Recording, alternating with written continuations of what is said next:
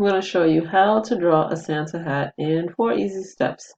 Step 1 would be to draw the brim. Here I'm going to pretend there's an imaginary rectangle underneath, and I'm just going to make a series of number 3 lines to go around that imaginary rectangle and make the brim.